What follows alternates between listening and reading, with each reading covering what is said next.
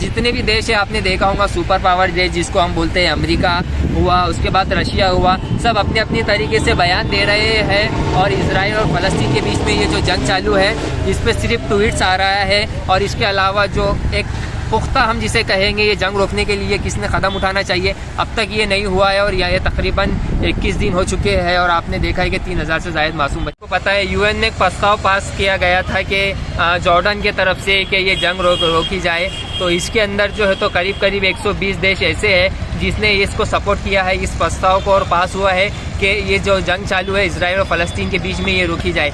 और साथ ही जो है तो 14 मुल्क ऐसे हैं, 14 कंट्री ऐसी है जिन्होंने विरोध किया है। इसके पहले वीडियो में बताया था कि मुस्लिम देश क्या कर रहे हैं, मुस्लिम देश क्या कर रहे हैं। तो उस पर मुझे कुछ लोगों ने कहा था कि आप मुस्लिम देश के खिलाफ ऐसा क्यों बोल रहे हैं कि मुस्लिम देश क्यों नहीं कर रहे हैं। अगर वो करते होते तो अभी 3000 के करीब बच्चे शहीद नहीं होते फ़लस्तीन में। आपने देखा है सब बयान कर रहे हैं। आपने ये भी देखा होगा कि गलत वीडियो ना बनाए और गलत वीडियो बनाकर इसे पोस्ट ना कीजिए आपके फेसबुक इंस्टाग्राम पर। जितना हो सके हमारे मुल्क हिंदुस्तान के लिए जो तो अमनी जो है जिसे हम कहेंगे संदेश देते रहिए। क्योंकि हम अगर आपस में एक रहेंगे, हिंदू मुस्लिम हम आपस में एक रहेंगे तो हमारा मुल्क जो है तो मजबूत बनेगा।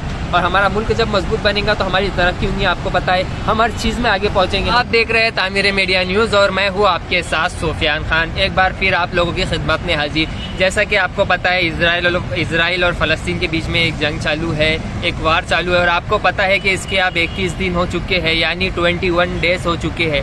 21 दिन तक आप सोचिए कि गाज़ा में जो लोग रह रहे हैं उनका हाल क्या हो रहा होगा। क्योंकि आपने जो देखा है, आपको भी पता है कि गाज़ा से जो तस्वीर निकल के आ रही है उसमें जो मैक्सिमम बच्चों की जो मौत की खबर आ रही है, तो जो मौत की खबर आ रही है उसमें मैक्सिमम जो है तो छोटे बच्चे। यानी कि आपको पहले से ही पता है कि फ़लस्तीन में जो आबादी है, जो 23 लाख की आबादी है, उसमें भी एक बड़ी तादाद में जो पाई जाती है वो छोटे बच्चों की पाई जाती है। और आपने जैसा कि देखा ही है कि गाज़ा में जो इजराइल और फ़लस्तीन के बीच में जो जंग चालू है इसके अंदर 3000 से ज़ायद बच्चे अब तक शहीद हो चुके हैं। 3000 से ज़ायद बच्चे अब तक मर चुके हैं, मौत के घाट उतर चुके हैं इजराइल की तरफ से आने वाले रॉकेट की वजह से। और यही 1700 के करीब जो है तो महिलाएं, ख़वातीन इस जंग में मर चुकी है, यानी शहीद हो चुकी है, इनकी मौत हो चुकी है। तो ये 21 दिन होने के बाद भी अब तक ये जंग रोकने का कोई एक ठोस है, कोई इशारा नहीं आया। आपको बता दें कि यूएन, जैसा कि आपको पता है, यूएन ने एक प्रस्ताव पास किया गया था कि जॉर्डन के तरफ से कि ये जंग रोकी जाए। तो इसके अंदर जो है तो करीब करीब 120 देश ऐसे हैं जिसने इसको सपोर्ट किया है, इस प्रस्ताव को, और पास हुआ है कि ये जो जंग चालू है इजराइल और फ़लस्तीन के बीच में ये रोकी जाए।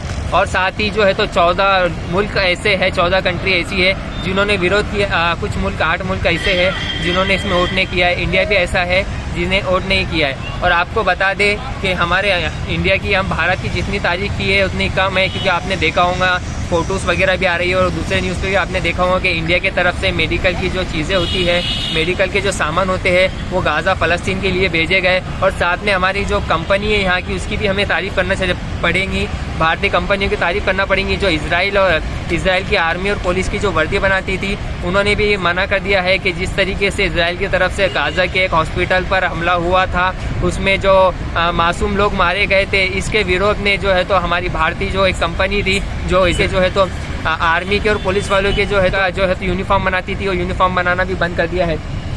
तो ये सब कुछ फ़लस्तीन में अभी भी चढ़ा है, इजराइल में चढ़ा है। जंग अभी तक रुकने का नाम नहीं ले रही है। जितने भी देश है आपने देखा होगा सुपर पावर देश जिसको हम बोलते हैं, अमेरिका हुआ, उसके बाद रशिया हुआ, सब अपने अपनी तरीके से बयान दे रहे हैं। और इजराइल और फ़लस्तीन के बीच में ये जो जंग चालू है इस पर सिर्फ ट्वीट्स आ रहा है। और इसके अलावा जो एक पुख्ता हम जिसे कहेंगे ये जंग रोकने के लिए किसने कदम उठाना चाहिए, अब तक ये नहीं हुआ है। और ये तकरीबन 21 दिन हो चुके हैं और आपने देखा है कि 3000 से ज़ायद मासूम बच्चे मर चुके हैं और 1700 के करीब इसमें ख़वातीन शहीद हो चुकी है। तो ये जंग यहाँ तक आ गई है। लेकिन आपको एक बात हम ये भी बता दें, जैसा कि हमने इसके पहले वीडियो में बताया था कि मुस्लिम देश क्या कर रहे हैं, मुस्लिम देश क्या कर रहे हैं। तो उस पर मुझे कुछ लोगों ने कहा था कि आप मुस्लिम देश के खिलाफ ऐसा क्यों बोल रहे हैं कि मुस्लिम देश क्यों नहीं कर रहे हैं। अगर वो करते होते तो अभी 3000 के करीब बच्चे शहीद नहीं होते फ़लस्तीन में। आपने देखा है सब बयान कर रहे हैं। आपने ये भी देखा होगा कि कुछ लोग हमारे स्टेटस लगाते थे और ये कहते थे कि तुर्की ऐसा है, तुर्की के अब जो है तो 2023 में 100 साल हो जाएंगे और तुर्की से एक इस्लामी हुकूमत आएंगी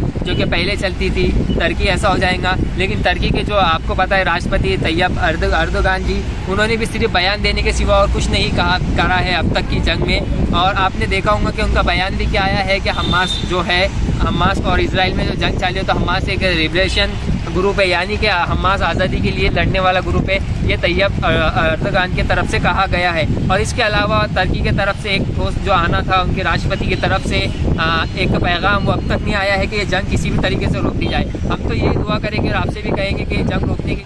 तो आपने देखा होगा कि जो हमारे नौजवान हैं वो जोश में आ जाते हैं और कुछ राजनेता के जो दिए हुए टिप्पणी होती है उसको भी अपनी आवाज़ में टैप करते हैं और इंस्टाग्राम और फेसबुक वगैरह पे वो डालते हैं, उससे भी एक फसाद की जड़ पैदा होती है। अब आपको मैंने इसके पहले भी एक वीडियो में कहा था कि 15 मिनट वाला डायलॉग जो है वो बहुत ही ख़तरनाक है हमारे समाज के लिए।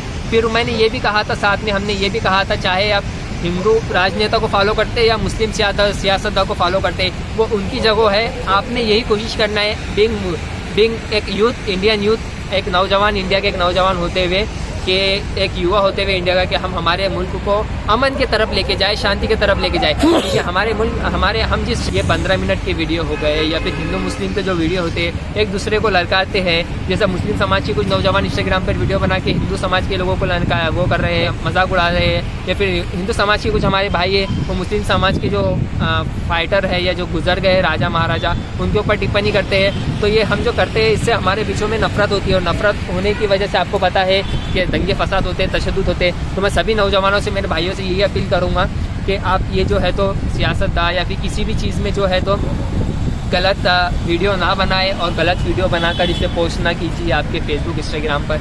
जितना हो सके हमारे मुल्क हिंदुस्तान के लिए जो तो अमनी जो है जिसे हम कहेंगे संदेश देते रहिए, क्योंकि हम अगर आपस में एक रहेंगे, हिंदू मुस्लिम हम आपस में एक रहेंगे तो हमारा मुल्क जो है तो मजबूत बनेगा। और हमारा मुल्क जब मजबूत बनेगा तो हमारी तरक्की होंगी। आपको पता है हम हर चीज़ में आगे पहुंचेंगे, हम हर चीज़ में आगे जाएंगे, हम क्रिकेट में आगे जाएंगे, हम खेलों में आगे जाएंगे, हम हमारी आर्मी मजबूत होंगी, हमारी सियासत अगर मजबूत हुई तो आप सोचिए हमारी विदेश नीति जो होती है वो मजबूत होंगी, और विदेश नीति मजबूत होंगी और हमारा अंदर से भी हम एक पावर देंगे, यानी हम जनता हमारी सरकारों को पावर देंगे अच्छे से, अमन से रह के, भाईचारे से रह के।